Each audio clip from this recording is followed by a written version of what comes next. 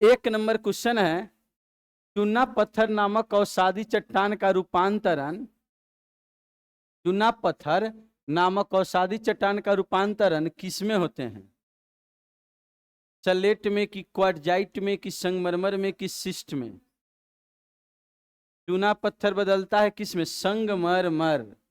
तो इसीलिए जब साथे मरा शाहजहां और मुमताज महल, तो संग एक साथ मरा, तो इसको जो है संगमरमर से बने ताजमहल में दफना दिया गया। अलग मैंने मरा अलग अलग समय में, लेकिन एक ही जगह दफनाया गया दोनों को। कहाँ पर बोलिए तो? ताजमहल में, जो किसका बना है? संगमरमर का। वनस्पति एवं जीव जंतुओं का जीवाश्म पाया जाता है किस में? माने जीवाश्म खनिज किस में पाए जाते हैं? तो ऑप्शन है अग्नेय चट्टान और सादी चट्टान, कयांतरित चट्टान, इनमें से कोई नहीं। आंसर हो जाएगा इसका और सादी चट्टान। धात्विक खनिज सब पाए जाते हैं अग्नेय चट्टान में, लेकिन कहेंगे वनस्पति और जीव जंतु के जीवाश्म पाए जाते हैं और सादी चट्टान में। अगला क्वेश्चन है, कांग्लोमेरेट तथा सेलखरी किस चट्टान का उदाहरण है? कांग्लोमेरेट और सेलखरी, या इस सब कहेंगे हम लोग किस चट्टान का उदाहरण है?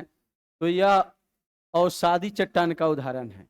कांग्लोमेरेट, चूना पत्थर, ये सभी अवसादी चट्टान का। अगला क्वेश्चन है, चट्टान के अध्ययन को क्या कहते हैं? तो इस चट्टान के अध्ययन पेट्रोलॉजी कहलाता है। ऑप्थोलॉजी माने आंख के अध्ययन है, जियोलॉजी पृथ्वी के अध्ययन है, और पेलिएंटोलॉजी जीवाश्म के अध्ययन है। इसका आंसर हो जाएगा पेट्रोलॉजी, चट्टान के अध्ययन कहते हैं। चलिए अब ध्यान दीजिए, पेट्रोलॉजी हो गया। ज्वालामुखी के दौरान जो लावा शीघ्र ठंडा होकर छोटा छोटा टुकड़ा बन जाता है, उसे क्या बोलते हैं? लेपली कहते हैं, क्रेटर कहते हैं, सिंडर कहते हैं, पहले अश्रु कहते हैं। तो क्या बोलते हैं बताइए तो? इसको सिंडर बोलते हैं। आंसर हो जाएगा इसका सिंडर। नेक्स्ट क्वेश्चन, किस महासागर के चारों ओर अग्नि का वलय पाया जाता है? अग्नि का वलय किस महासागर के चारों ओर है? तो इसका आंसर है, बताइए तो कौन? प्रशांत महासागर, की अटलांटिक, की आर्कटिक, की हिंद महासागर? प्रशांत महासागर के चारों ओर अग्नि का वलय है। आंसर हो जाएगा इसका प्रशांत महासागर। आर्कटिक महासागर नहीं, भूमध्य सागर का प्रकाश स्तंभ किसे कहते हैं? भूमध्य सागर का प्रकाश स्तंभ स्ट्रोम्बली ज्वालामुखी, जिससे ऊपर में इतनी तीव्र ज्वाला निकलती है कि आसपास के क्षेत्र प्रकाशमय हो जाते हैं, इसीलिए भूमध्य सागर का प्रकाश स्तंभ स्ट्रोम्बली ज्वालामुखी को कहते हैं। विश्व का सबसे अधिक सक्रिय ज्वालामुखी कौन है? विश्व में सबसे अधिक सक्रिय ज्वालामुखी कौन है? कोलिमा है, फ्यूजियामा है, किलायू है, कि एटना है? तो सबसे अधिक सक्रिय ज्वालामुखी विश्व की जो है वह जो है हवाई द्वीप समूह में अवस्थित किलायू ज्वालामुखी है। कौन ज्वालामुखी हो जाएगा? किलायू। चलिए, किस महाद्वीप में ज्वालामुखी है ही नहीं एक भी? तो कौन हो जाएगा? ऑस्ट्रेलिया। ऑस्ट्रेलिया में एक भी ज्वालामुखी नहीं है। हजार धुआरों की घाटी किसे कहते हैं? अलास्का में पड़ता है, बताइए तो कौन है उसको? कटमई प्रदेश। हजार धुआरों की घाटी अलास्का का कटमई प्रदेश कहते हैं। विश्व का सबसे ऊंचा ज्वालामुखी पर्वत कौन है? इसमें बताना है विश्व का सबसे ऊंचा ज्वालामुखी पर्वत कोटोपेक्सी है, कि फ्यूजियामा है, कि चिम्बेराजो है, कि एटना है? तो कहेंगे पर्वत अगर सबसे ऊंची कहेगा तो कोटोपेक्सी आंसर हो जाएगा। आंसर हो जाएगा इसका ए, 11 का। चलिए 12 में ये, विश्व का सबसे बड़ा गेसर ओल्ड फेथफुल गेसर ये कहाँ पर है? विश्व का सबसे बड़ा गेसर ओल्ड फेथफुल गेसर कहाँ पर है? तो पढ़े हैं ना, यहीं पर येलोस्टोन पार्क में है। तो येलोस्टोन पार्क कहाँ है? यूएसए में है। येलोस्टोन पार्क कहाँ पर है? यूएसए में है, इसलिए आंसर हो जाएगा इसका यूएसए। अगला, चलिए अब मिलाइए इधर, येलोस्टोन पार्क जो है यूएसए में है, और यूएसए में अवस्थित है वह गेसर जिसका नाम है ओल्ड फेथफुल गेसर। जब बोल हम रहे हैं तो नहीं सर यहाँ नहीं है, वहाँ है कैसे? अगर बात करें हम लोग, अगला क्वेश्चन, फ्यूजियमा ज्वालामुखी किस देश में है? Japan, Canada, America, Mexico. तो इसका आंसर हो जाएगा फ्यूजियामा, जापान में एक सुषुप्त ज्वालामुखी का उदाहरण है। चलिए अगला क्वेश्चन, सुंडा जल डमरू मध्य में कौन सा एक ज्वालामुखी है? तो यहाँ पर इंडोनेशिया में पड़ता है और ज्वालामुखी का नाम है क्राकाटोआ। अगला क्वेश्चन, चिली तथा अर्जेंटीना की सीमा पर अवस्थित ज्वालामुखी कौन है? ऑप्शन है कोटोपेक्सी, इटना, चिम्बे राजो, कोलिमा। तो चिली अर्जेंटीना की सीमा पर अवस्थित जो है वह इटना, कोलिमा। अच्छा इसमें तो है ही नहीं, ऑप्शन देना इसको भूल गए। इसमें ई में होगा ओजस डेल सलाडो। ओजस कर लेना, लिख लेना, ओजस डेल सलाडो, ओजस डेल सलाडो। ई में लिख लीजिए, वहां पर खाली जगह होगा, ओजस डेल सलाडो, और इसको आंसर इसको कर दीजिए, ओजस डेल सलाडो को। मेक्सिको में अवस्थित ज्वालामुखी फ्यूजियामा कहाँ पर है? तो ये जो है जापान में है, फ्यूजियामा ज्वालामुखी जो सुषुप्त ज्वालामुखी है। एक मिनट, जापान में ना, तो ये क्या कर रहा है, मेक्सिको में अवस्थित ज्वालामुखी कौन है? तो यह हो जाएगा कोलिमा, जबकि किलायू हवाई द्वीप में, फ्यूजियामा जापान में है। मेक्सिको में कौन है? तो कोलिमा कह देंगे।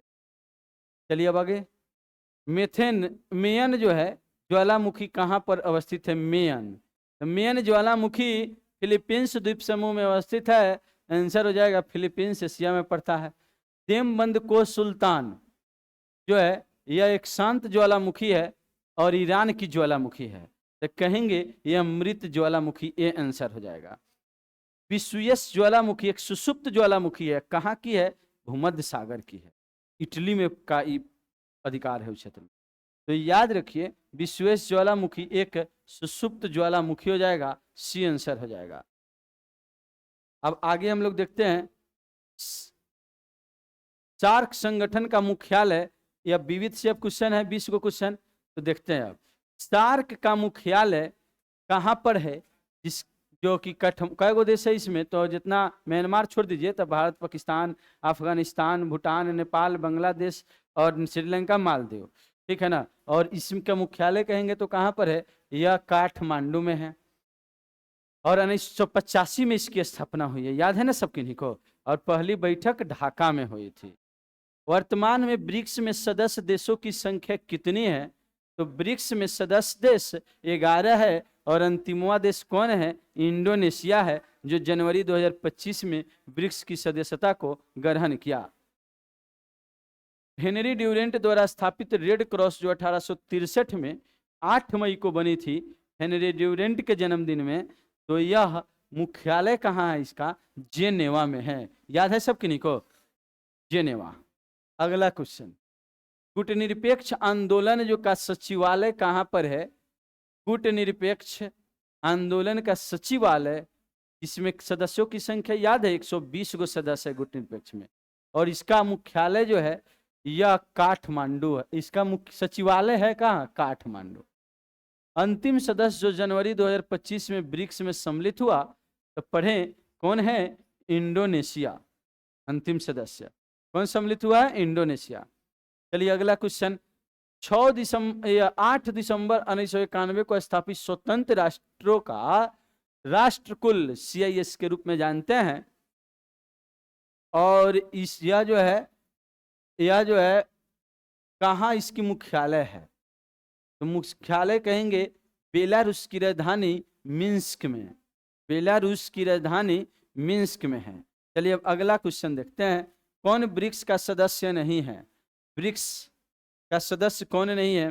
बांग्लादेश, म्यांमार, नेपाल, श्रीलंका।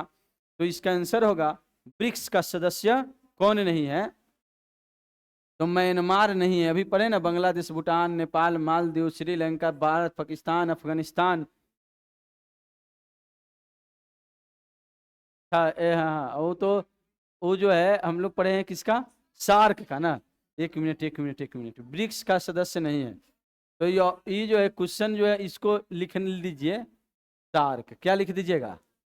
सार्क, तब जाके क्वेश्चन सही होगा, और तब क्या हो जाएगा, मैंने माइंड में ये था कि क्या सेट करना है, सार्क का, लेकिन जो है अब क्वेश्चन सेट करना आसान थोड़ी होता है। ब्रिक्स का सदस्य नहीं है, बताइए तो यह कौन हो जाएगा? मैंने ब्रिक्स के जगह पर सार्क लिख देना है, आंसर कर देना है म्यांमार। पेट्रोलियम निर्यातक देशों का संगठन ओपेक का मुख्यालय कहाँ पर है? तो ओपेक का मुख्यालय वियना में है और पेट्रोलियम निर्यातक देशों का समूह है।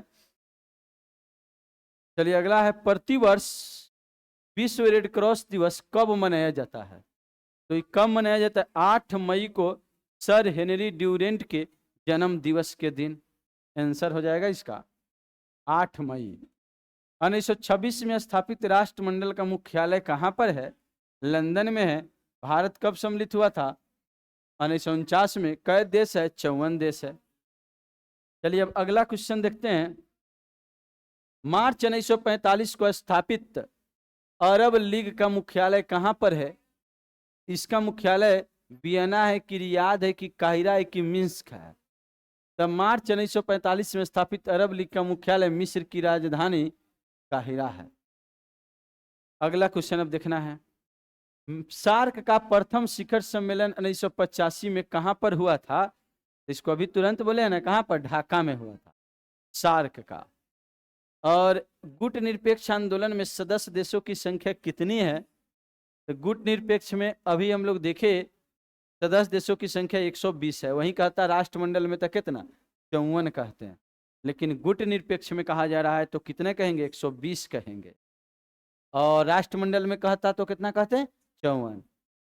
अरब लीग में कई गो देश है? 22 देश है अरब लीग में। राष्ट्रमंडल में भारत कब सम्मिलित हुआ था? तो कहेंगे 1949 में संविधान सभा ने निर्णय लिया था। 1975 में स्थापित G8 का सदस्य कौन नहीं है? G8 का सदस्य कौन नहीं है? तो इसको जो है रूस को हटा दिया गया। जर्मनी, फ्रांस, ब्रिटेन, जापान, क्या रूस था तो उसको हटा ना दिया गया, 14 में हटा दिया गया। कब हटाया गया उसको? 14 में। तो अब तो होगा नहीं ना, आंसर हो जाएगा कौन सी? रूस। वर्तमान में राष्ट्रमंडल में सदस्य देशों की संख्या कितनी है? तो कितना हो जाएगा? 54। रेड क्रॉस को नोबेल शांति पुरस्कार कब दिया गया? तो यह कब कब दिया गया है?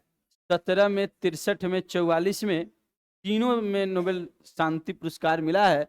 इसीलिए आंसर हो जाएगा इनमें से सभी। गुटनिरपेक्ष का पहला शिखर सम्मेलन कहाँ हुआ था? तो बेलग्रेड में गुटनिरपेक्ष का पहला शिखर सम्मेलन हुआ। अल जामिया एड दुबल अल अरबिया, क्या एक किसका नाम है? अरब लीग का नाम है अल जामिया एड दुबल अल अरबिया। चलिए तो सभी कोई जो है अब अगल बगल में ही कॉपी चेक किए हैं, दे दीजिए और बताइए तो नंबर जो है कितना आया सब किन्हीं को।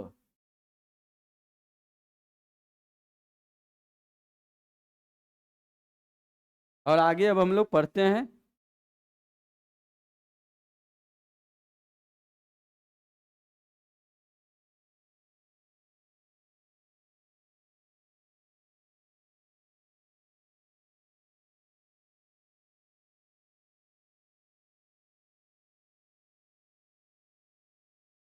चलिए ध्यान दीजिए सभी को। अब भूकंप ज्वालामुखी सेक्शन तक हम लोग पढ़ चुके हैं। अब भूकंप जानना है। यह पृथ्वी जो है, पृथ्वी के नीचे कई सारे लेयर है। पृथ्वी के नीचे कई सारे लेयर है और सब जो है लेयर गतिशील भी है। मान लीजिए कि पृथ्वी है तो उसके अंदर में 50 गो लेयर है, सब गतिशील है। और एक लेयर जब दूसरे लेयर से टकरा जाएगा, जब गतिशील है सभी लेयर, सभी परतें, तो एक दूसरे के टकराने से एक कंपन उत्पन्न होती है जिसे भूकंप कहते हैं। और ये कंपन 24 घंटा हो रहा है। हमेशा प्लेट एक दूसरे से टकरा रहे हैं। चलिए बात नहीं करिए, एकदम ध्यान दे दीजिए, इधर ध्यान दे दीजिए सभी कोई। प्लेट हमेशा एक दूसरे से टकरा रहे हैं और टकराने से जो कंपन उत्पन्न होती है ये भूकंप कहते हैं। और 24 घंटा टकरा रहा है। आप कहेंगे 24 घंटा भूकंप होता है क्या? हाँ, तो 24 घंटा भूकंप होता है, लेकिन हम लोगों को जो है महसूस नहीं होता है। महसूस तब होता है जब उसका पैमाना बड़े प्लेट टकराते हैं तब। यानी जब 4 रिएक्टर से ज़्यादा का जो है टक्कर होता है, कंपन होता है, तब जाके हम लोग को महसूस होता है और हम लोग जो है लॉज छोड़ करके भागते हैं।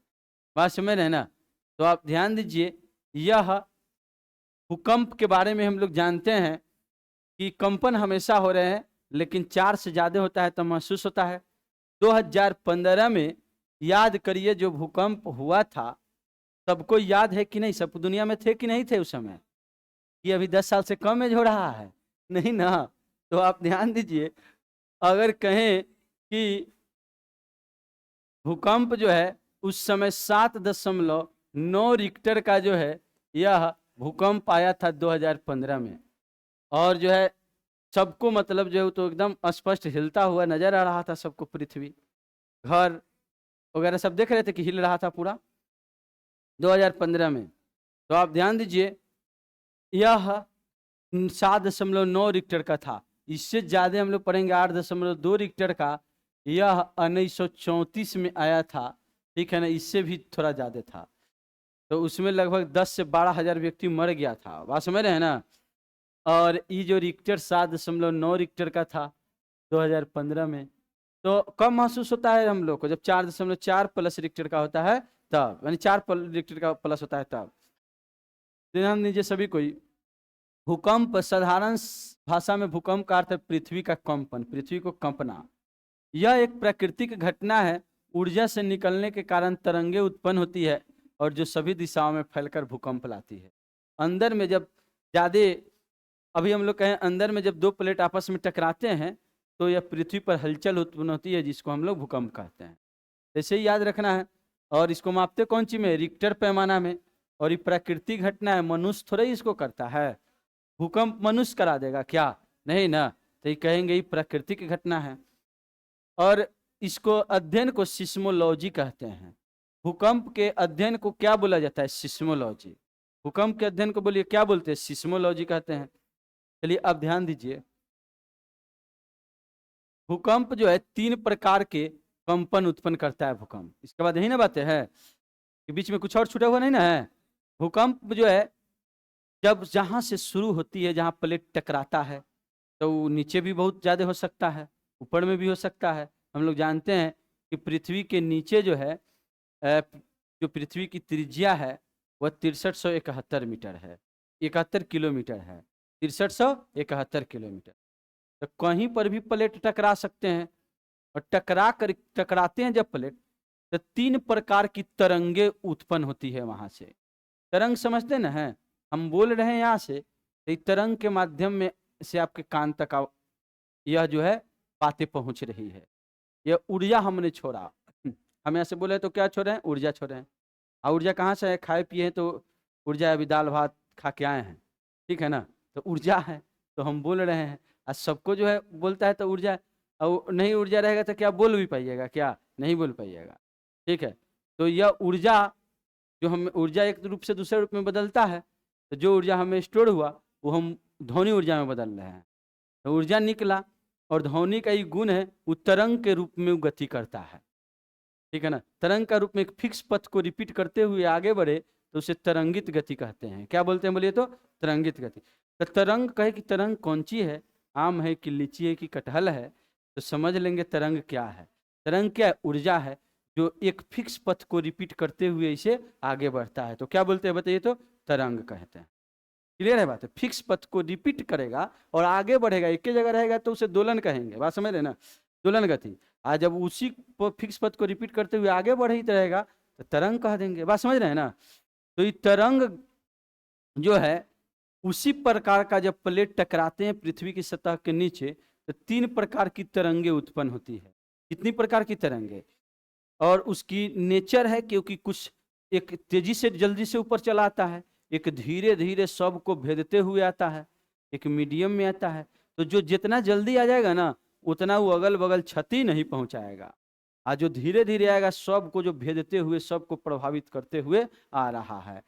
तो जिसकी गति ज्यादा होगी उससे क्षति कम होगा, और जिसकी गति कम होगी तो समझिए उससे क्षति ज्यादा होगा। तो इस आधार पर 3 भागों में हम लोग पढ़ते हैं, गति या क्षति के हिसाब से। क्लियर है ना? चलिए ध्यान दीजिए, सबसे पहले हम लोग पढ़ते हैं पी तरंग, यानी कि प्राइमरी वेव या पी वेव। प्राइमरी वेव या क्या बोल देंगे, पी वेव्स। प्राइमरी तरंग, प्राथमिक तरंग पढ़ते हैं। तो यह सबसे तेज गति से निकलता है, 8 किलोमीटर प्रति सेकेंड। तो सबसे पहले जहां कंपन हुआ पृथ्वी के ऊपरी भाग में, सबसे पहले यही आ जाएगा, क्योंकि इस ज्यादा अगल बगल को ना भेजते हुए तुरंत तेजी से ऊपर निकल जाता है तरंग। बात समझ में आ रहा है ना? इसलिए इसकी गति सबसे ज्यादा होती है तीनों तरंगों में, 8 किलोमीटर प्रति सेकेंड। एक सेकेंड में रफ्तार बोलिए तो कितना के, 8 किलोमीटर के। तो इसके द्वारा क्षति क्या होगा, कम होगा। और यह गति सभी तरंगों से अधिक है। ये तरंग किसी भी स्थान पर सबसे पहले पहुंचेगा, क्योंकि गति ज्यादा है। पृथ्वी से गुजरने के लिए इन तरंगों को अपनाया गया मार्ग नत्तोदर होते हैं। नत्तोदर का मतलब है, मतलब जिस प्रकार से जो तरंग की जो दिशा होती है, ठीक है ना, ऊपर डायरेक्शन में, पतले डायरेक्शन में ये निकलता है, इस मार्ग को क्या बोलेंगे, नत्तोदर मार्ग, सांप की भांति जो चलता है, ठीक है। और यह ध्वनि तरंगों की भांति अनुदैर्ध्य है। हम लोग का ध्वनि तरंग अनुदैर्ध्य है। कैसा तरंग है बोले तो अनुदैर्ध्य। क्या है अनुदैर्ध्य, एकदम इसके रट गए, अनुदैर्ध्य अनुदैर्ध्य, समझ रहे ना? इसको समझना है कि जो तरंग हम लोग बोले कि एक फिक्स पथ को रिपीट करते हुए आगे बढ़ेगा, तो क्या बोलेंगे, तरंग कहेंगे। तो देखिए यहाँ से कैसे आगे बढ़ जाएगा, आपके कान तक कैसे चला गया। यहाँ तो ऊर्जा था और इसको माध्यम की जरूरत पड़ती है। अगर हवा नहीं रहता तो आपको सुनाई नहीं देता, क्योंकि कुछ ऐसा तरंग है जिसके लिए माध्यम की जरूरत है, माने कुछ दूसरा कोई चाहिए, और कुछ ऐसा तरंग है जिसके लिए माध्यम की जरूरत नहीं है, ठीक है, वो अपने आगे बढ़ता है। जैसे प्रकाश तरंग सूरज से पृथ्वी तक आती है, तो बीच में वायुमंडल सूरज तक है नहीं ना है, तो वो अपने आप पृथ्वी तक चलाता है कि नहीं चलाता है। तो जो अपने आप चला जाए उसे हम लोग कहेंगे, जो अपने आप चला जाए, ठीक है, इसके लिए माध्यम की कोई जरूरत नहीं है, उसमें इतनी ऊर्जा है कि खुद आगे बढ़ जाएगा, ठीक है ना, तो उसे हम लोग कहते हैं, उसे हम लोग कहते हैं, याद रखिएगा, अयांत्रिक तरंग। कौन तरंग कहते हैं, अयांत्रिक तरंग। तरंग दो टाइप का होता है, एक माध्यम की जरूरत वाला यांत्रिक, यांत्रिक माने किसी यंत्र की जरूरत पड़ेगी, किसी चीज की जरूरत पड़ेगी, आज इसकी जरूरत नहीं है माध्यम की, उसे क्या बोलेंगे, अयांत्रिक कहेंगे। अयांत्रिक तरंग हो गया। लेकिन तरंग दो टाइप पर है, अयांत्रिक यांत्रिक, और अयांत्रिक तरंग प्रकाश है। यांत्रिक तरंग कहते हैं जिसके लिए माध्यम की जरूरत है, ठीक है, और ये दो टाइप का होता है। यांत्रिक तरंग का टाइप का होता है दो टाइप का, एक अनुदैर्ध्य और एक अनुप्रस्थ। इस चीज को शॉर्ट में थोड़ा समझिए उदाहरण से। हम एक फुटबॉल यहाँ पर दिए, ठीक है, मान लीजिए ग्लोब दिए, और ये ग्लोब जो है अपने इसको छोड़ दिए, तो में अपनी ऊर्जा है कि अपने आप ही गति करते हुए वहां तक पहुंच जाएगा, लास्ट जहाँ पानी पीते हैं आप वहां तक, ठीक है ना, यहाँ तक अपने चला जाए, तो इसके कहेंगे कोई माध्यम की जरूरत नहीं है, ये अपने आप यहाँ से चल जाए, तो इसमें ऊर्जा है, अपने आप ही आगे बढ़ जाएगा। एक जो है माध्यम की अब जरूरत पड़ेगी, अपने नहीं बढ़ेगा, तो हम आपको देंगे, इधर से फिर आप उनको देंगे, फिर इधर इधर, एक एक कर करके, लेकिन आप अपनी जगह से बदलेंगे नहीं, अपनी जगह ही पढ़ेंगे, बस ट्रांसफर करते चल जा रहे हैं, ठीक है ना। तो इसको हम लोग कह देंगे कौन सी, माध्यम लेके गया। और देखिए यही जो एक जगह से दूसरे जगह जो जा रहा है, तो या समझिएगा, ध्यान दीजिएगा कि यांत्रिक हम लोग अनुदैर्ध्य अनुप्रस्थ है, माध्यम की न जरूरत है तो यांत्रिक हो गया, मतलब कि प्रकाश की तरह, जिसके लिए माध्यम की जरूरत है वो ध्वनि तरंग है। तो ये दो टाइप का होता है, अनुदैर्ध्य और अनुप्रस्थ। तो तरंग की दिशा जैसे है वो डायरेक्ट इस रूप में आगे की ओर बढ़े, ठीक है, कंपन जो है इसको हम ऐसे करके, यानी एक जगह से दूसरे जगह को आगे बढ़ा रहे हैं, लेकिन ऐसे कंपन करके सीधे लंबवत आगे चला गया, फिर एक बार कंपन किया, आया गया, फिर आगे चला गया, एकदम इस रूप में आगे गया, पीछे आया, फिर आगे चल के आगे बढ़ गया। तो कहेंगे कंपन भी हो रहा है उसी डायरेक्शन में, आगे भी बढ़ रहा है उसी डायरेक्शन में, तो दोनों की दिशा क्या हो गई, क्षैतिज हो गई, समानांतर हो गई। तो इसको हम लोग कहते हैं अनुदैर्ध्य तरंग। कौन तरंग कहते हैं, अनुदैर्ध्य। और देखिए ये आगे बढ़ेगा, लेकिन कंपन ऊपर नीचे करके, माने ऐसे, फिर पहले ऊपर गया, फिर नीचे, फिर ऊपर, और फिर नीचे आके फिर आगे बढ़ गया। बात समझ रहे ना। तो कहेंगे कंपन की दिशा और तरंग की दिशा दोनों लंबवत हो जाए तो उसको क्या बोल देंगे, अनुप्रस्थ तरंग। कंपन की दिशा मतलब ऐसे कंपन भी कर रहा है, आगे बढ़ भी जा रहा है, तो कंपन की दिशा और तरंग की दिशा दोनों अगर समानांतर हो तो उसे कह देंगे अनुदैर्ध्य तरंग। क्लियर है बातें? तो माध्यम अगर हम लोग कहें तो तरंग थोड़ा समझना था फिजिक्स का, क्योंकि यहाँ दिया है, तरंगे पढ़िए रहे हैं तो जानना होगा। दो टाइप का तरंग है, अयांत्रिक यांत्रिक।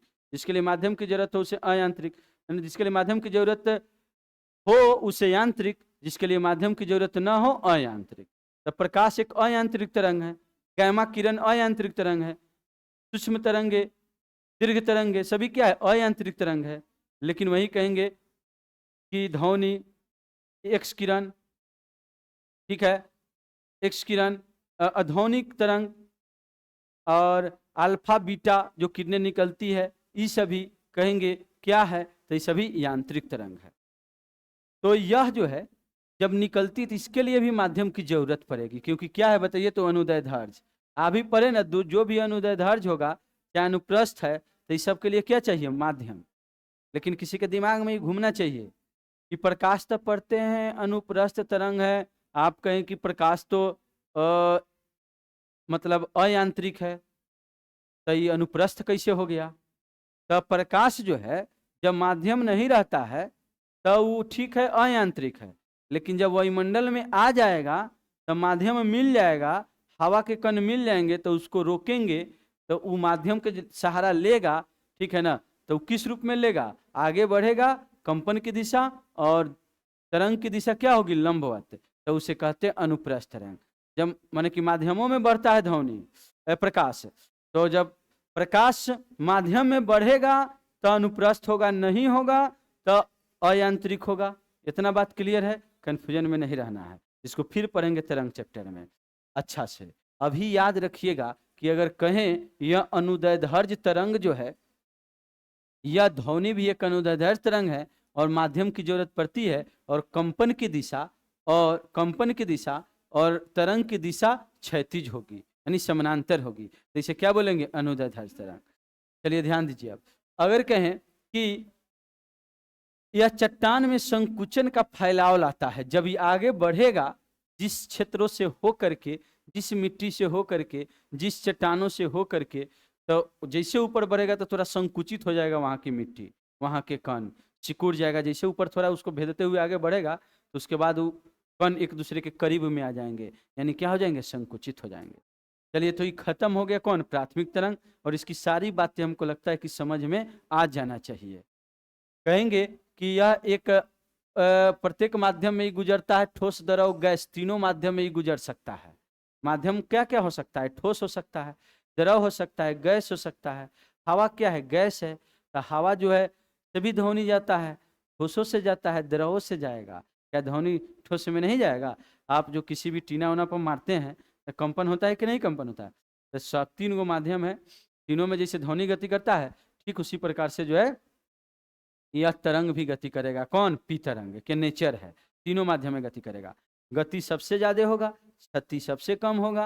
अगर बात करें, यह हर जगह सबसे पहले पहुंचेगा पृथ्वी पर, और यह ध्वनि की तरह अनुदैर्ध्य तरंग है, जब गुजरती है तो चट्टानों का संकुचन हो जाता है। सारी बात क्लियर कर लिए। अगला हम लोग जानते हैं द्वितीयक अथवा एस तरंग, यानी सेकेंडरी वेव। सेकेंडरी माने द्वितीयक, तो द्वितीयक तरंग क्या है? तो ये प्राथमिक तरंग के बाद पृथ्वी के सतह में के ऊपर में आएगा, जब पीछे नीचे में टकराएगा, जब दो प्लेट, तब तो पहले आ जाएगा पी तरंग, तब कौन आएगा बताइए, तो एस तरंग। तो इसीलिए कहते हैं इसको सेकेंडरी वेव्स। सेकेंडरी वेव्स, या इसको हम लोग सरफेस और एल वेव के सेकेंडरी वेव्स के रूप में जानते हैं। तीसरा है सरफेस वेव। चलिए ध्यान दीजिए, इसकी गति कितनी होगी, 4 किलोमीटर प्रति सेकंड, जबकि पी तरंग की गति कितनी थी, क्या हो गया? चलिए, तो अगर बात करते हैं पी तरंग के बारे में हम लोग जाने, तो इसकी गति प्राइमरी वेव के पढ़े थे 8 किलोमीटर प्रति सेकेंड, जबकि इस तरंग की गति कितनी, 4 किलोमीटर प्रति सेकेंड। और एक बात याद रखिएगा, इसकी नेचर है अनुप्रस्थ, मतलब दोनों में अंतर है। ये ठीक है, ये आगे बढ़ेगा, आगे तो बढ़ना तय है, कोई भी तरंग आगे बढ़ेगी तब ये तरंग है। लेकिन ये कंपन जो करेगा यह ऐसे ना करके इस रूप में तब आगे बढ़ेगा, इस रूप में कंपन कर करके आगे बढ़ेगा। ठीक है ना।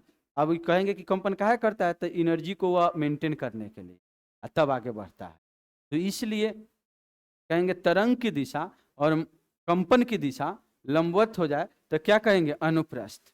तो यह अनुप्रस्थ तरंग का नेचर किसका है, सेकेंडरी वेव जो कि टक्कर होता है तो 3 प्रकार की तरंगें उत्पन्न होती है, तो इसका। और इस रफ्तार से गति करेगी 4 किलोमीटर प्रति सेकेंड। समझ में आया बात है कि नहीं। और यह जो है एक बड़ी बात इसमें जानना है, केवल ठोस माध्यम से होकर गुजरेगी। ये पूछा जाता है भूकंपीय तरंगों में कौन से तरंग है जो केवल ठोस माध्यम में गति करते हैं, तो क्या बोलेंगे बताइए, तो सेकेंडरी वेव्स यानी एस तरंग। इतना बात क्लियर है। मतलब जहां आ जाएगा लिक्विड, ठीक है ना, तो रुक जाएगा वहीं पर, पार नहीं कर पाएगा। अगर जहां आ जाएगा गैस तो उसको भी पार नहीं कर पाएगा। ठोस रहेगा तो आगे बढ़ेगा, द्रव गैस रहेगा रुक जाएगा वहीं। इतना बात क्लियर है। और तरल माध्यम में लुप्त हो जाता है। औसत वेग 4 किलोमीटर प्रति सेकंड की है। अब पृथ्वी के नीचे में गैसीय माध्यम तो रहते नहीं है, अधिकांश द्रव ठोस रहते हैं, तो ठोस में चलेगा, द्रव में लुप्त हो जाएगा, गैस में भी नहीं चलेगा। और नेचर कैसा हो गया, अनुप्रस्थ। चलिए अगला है सतही या एल तरंग, यानी कि एल वेव्स। इसकी धरातलीय या लंबी तरंग के नाम से जानते हैं। और यह सबसे कम इसका जो है रफ्तार रहता है, मात्र कितना देखिए तो 1.5 से 3 किलोमीटर प्रति सेकेंड। लेकिन सबसे ज्यादा क्षति पहुंचाता है कौन बताइए, तो एल वेव्स। क्योंकि जिसकी गति कम तो क्षति ज्यादा। याद रख लीजिएगा इस तीनों में। इस तरंग की खोज एचडी लोभ ने किया, इसीलिए इसको एल वेव्स भी कहते हैं। कहेंगे कि जो तीसरी तरंग है इसकी खोज कौन किया है, जो भूकंपीय तरंग तीसरी जो आती है, एचडी लोभ ने, इसीलिए एल तरंग कहते हैं। और लोब वेव्स के नाम से इसको, यानी एल वेव्स या लोब वेव के नाम से जानते हैं। या अगर यहाँ पर ध्यान दीजिएगा, क्या नहीं, एकदम कंसंट्रेशन बनाइए, इधर तेज बनना है, चालाक बनना है, जल्दी जल्दी पढ़ पढ़ के नौकरी लेना है, ठीक है। तो बताइए, अच्छा लोभ नहीं लव कहिएगा, इसलिए तो आप ध्यान दीजिए इसको लो मतलब जो एल तरंग या एच डी लोभ, लव नहीं। चलिए ध्यान दीजिए, अब सबको लव पढ़िएगा। चलिए एकदम यहाँ ध्यान देना है। एच डी लोभ ने जो है किसकी खोज किया बोलिए, तो सतही तरंग या कहेंगे किसका, एल तरंग की। और इस इनका अन्य नाम है आर वेव्स, रे राइट वेव्स। अब एक और नाम, इसका नाम याद रखें, रे लाइट वेव्स, आर वेव्स भी कहते हैं, रे लाइट वेव्स। एच डी लोभ ने खोज किया तो लोभ वेव्स भी कहते हैं। अगर इसको बात करते हैं, इसको आर वेव्स, रे लाइट वेव्स भी कहते हैं। और यह एक धरातल तक ही सीमित रहती है। ये ठोस तरल गैस तीनों माध्यम में भी गति कर सकता है। और इसका चाल पढ़ लिए। चलिए तो इतनी सारी बातें एक बार बोलिए तो, पीएसएल तरंग सबसे अधिक गति किसकी, पी की, तो सबसे क्षति कम किसकी, पी की। ठोस माध्यम में गति करेगा कि तीनों माध्यम में, तीनों माध्यम में। कौन ऐसी तरंग है जो केवल ठोस माध्यम में गति करती है, तो एस तरंग, सेकेंडरी वेव्स। चलिए बताइए कौन ऐसा तरंग है जिसकी गति सबसे कम होती है, तो कहेंगे surface waves, L waves, R waves. ठीक है ना, आर वेव्स भी कहते हैं ना, अभी पढ़े ना, रे लाइट वेव्स। ठीक है, तो अब हम लोग को आगे जानना है, सतही तरंगे भूकंप लेखी पर अंत में अभिलेखित होगी।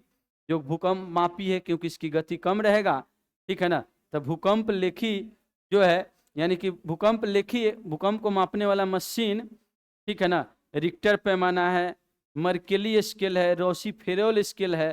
तो उसमें जो है सबसे कम पाठ्यांक किसका दिखाएगा बताइए, तो एल वेव्स का। चलिए अब ध्यान दीजिएगा, लेकिन सबसे अधिक क्षति कौन पहुंचाता है बताइए, तो एल वेव्स। विनाशकारी सबसे कौन होगा बताइए, तो एल वेव्स, क्योंकि गति कम तो क्षति ज्यादा। चलिए अब हम लोग को जानना है आगे के बातों को। ये खत्म कैसे हो गया जी।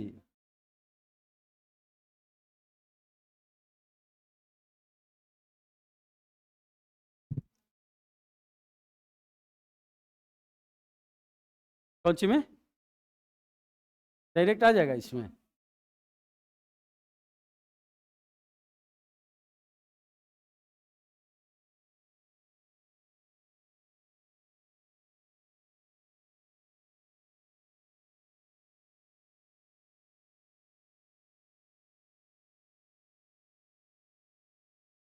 हाँ इसमें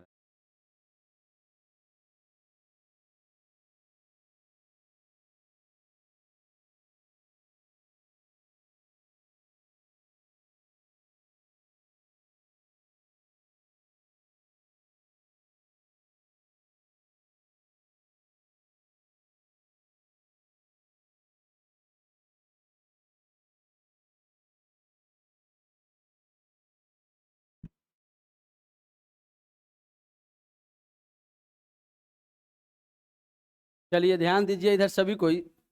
सतही तरंग एल तरंग हम लोग पढ़ चुके हैं। अब आगे पढ़ रहे हैं कि भूकंपीय तरंगों के भूकंप लेखी सिस्मोग्राफ नामक यंत्र से रेखांकित किया जाता है। और सिस्मोलॉजी हम लोग पढ़े थे, भूकंप के अध्ययन को कहते हैं। और याद रखिए इसके व्यवहार के संबंध में निम्नलिखित तथ्य निकलते हैं। सिस्मोग्राफ के संबंध में हम लोग जान रहे हैं कि इसे जब सिस्मोग्राफ से देखा गया तो ये तीनों तरंगों के नेचर को समझा गया। तो क्या क्या गुण दर्शाया गया तरंगों का, क्या क्या नेचर है, क्या क्या तरंगों की प्रकृति है, तो एक एक कर करके हम लोग जानते हैं, समझते हैं। सबसे पहले सभी भूकंपीय तरंगों का वेग अधिक घनत्व वाले पदार्थों से गुजरने पर बढ़ जाता है। जैसे पृथ्वी के सतह से जब ऊपर की ओर निकलेगी तो किसी का घनत्व ज्यादा होगा, कहीं घनत्व कम होगा। अब लोहा मिलेगा और कहीं पर जो है सिलिकॉन मिलेगा, तो बताइए किसका घनत्व ज्यादा होगा? लोहा का घनत्व ज्यादा होगा। तब पृथ्वी के क्या सब जगह घनत्व सेम रहता है? घनत्व का मतलब फिक्स जगह में द्रव्यमान कितना है, तो कहीं भारी चीज होगा, कहीं हल्का चीज होगा।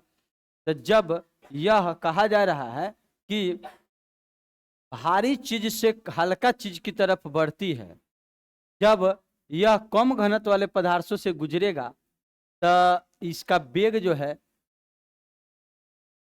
तरंगों का वेग अधिक घनत्व वाले पदार्थों से गुजरने पर बढ़ जाता है और कम घनत्व वाले पदार्थों से गुजरने पर घट जाता है।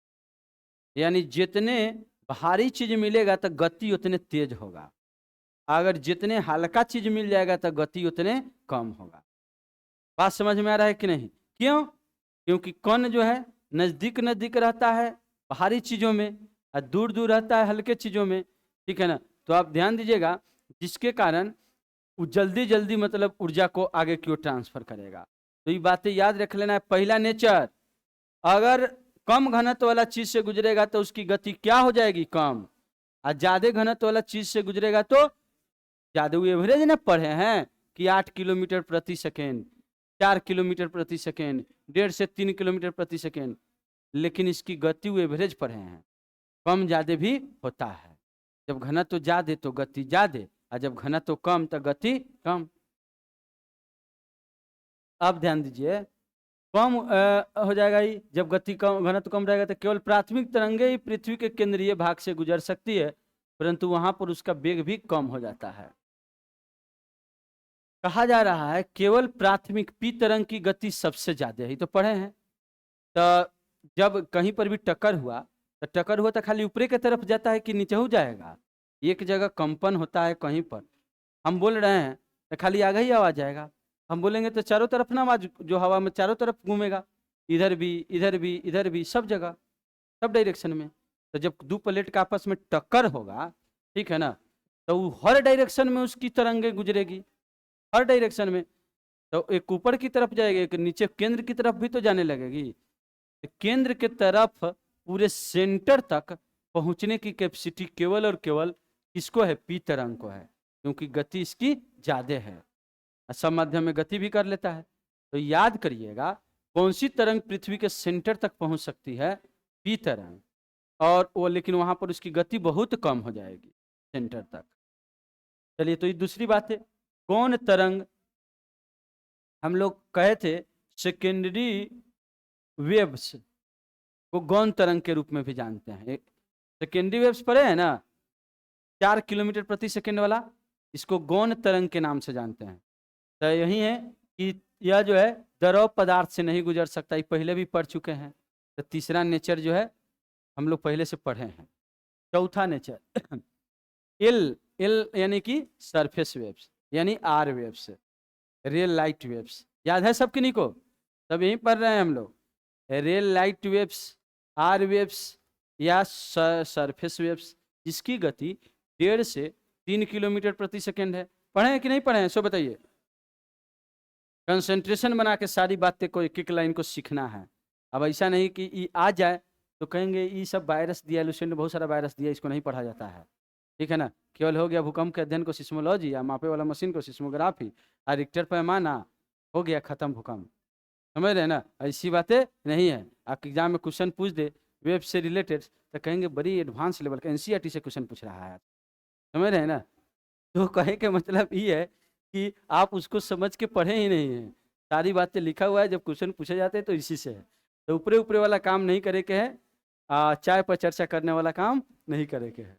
ठीक है? एकदम सतही ज्ञान रखना है। ध्यान दीजिए, एल तरंगे केवल धरातल के पास ही चलती है। विभिन्न माध्यमों में गुजरते समय तरंगे परिवर्तित तथा अपरिवर्तित होती है। यानी माने माध्यम अलग अलग होगा तो सिंपल है, उसकी तरंग के क्या हो जाएगा, तरंग परावर्तित तथा अपवर्तित होगा। क्यों? मतलब जो है ज्यादा घनत्व वाला चीज आ जाता था तो उसकी वेग ज्यादा हो जाती थी, कम घनत्व वाला चीज आता था तो वेग उसकी कम हो जाती थी। परावर्तन और अपवर्तन की क्रिया को भी दर्शाता है तरंग। परावर्तन जानते हैं, जब किसी चीज पर प्रकाश पड़ती है और उसी डायरेक्शन में उसको लौटा दिया तो उसे क्या बोलते हैं? परावर्तन। अपवर्तन कहते हैं एक माध्यम से दूसरा माध्यम में जाएगा, ठीक है ना, तो लौटेगा नहीं, आगे बढ़ा, ठीक है ना, ज्यादा घनत्व वाला से कम घनत्व वाला में गया, लेकिन जब गया तो वो जिस डायरेक्शन में जा रहा था इसे ना जाके थोड़ा मुड़ गया, ठीक है ना, तो उसे क्या बोलते हैं? अपवर्तन। तो यह परावर्तन अपवर्तन भी होता है किस? तरंगों के साथ, सभी तरंगों के साथ। सभी तरंगों के साथ क्या होता है? परावर्तन और अपवर्तन की घटना भी दर्शाती है। सिंपल है, प्रकाश की तरह जब ज्यादा घनत्व वाला में जाएगा तो वह अभिलंब की ओर मुड़ जाएगा, और कम घनत्व वाला में जाएगा तो वह अभिलंब से दूर भागेगा। प्रकाश यही ना पढ़ते हैं कि जब विरल माध्यम यानी हवा से पानी में प्रकाश जाता है तो पानी जब सघन माध्यम है, हवा की अपेक्षा में ज्यादा घन कौन है? पानी है। तो हवा से जब पानी में जाता है प्रकाश तो अभिलंब की ओर मुड़ जाती है, और जब पानी से हवा में निकलती है तो अभिलंब से दूर भागती है। तो सेम टू सेम तरंग भी ऐसे करता है और परावर्तन की क्रिया को भी दर्शाता है। चलिए, तो ये कहानी यहाँ तक हमको लगता है क्लियर हो जाना चाहिए। अगला जो है अवकेंद्र। भूकंप के उद्गम बिंदु को अवकेंद्र कहते हैं, और भूकंप के दौरान यही ऊर्जा से निकलती है। यानी जहां पर प्लेट टकराता है ना, उस टकराव बिंदु को अवकेंद्र कहते हैं। क्या बोलते हैं? बोलिए, चाहे भूकंप केंद्र कह देंगे। और उसके ठीक ऊपर में सतह के ऊपर वाला भाग को अधिकेंद्र कहते हैं। बात क्लियर है? इपी सेंटर किसे कहेंगे?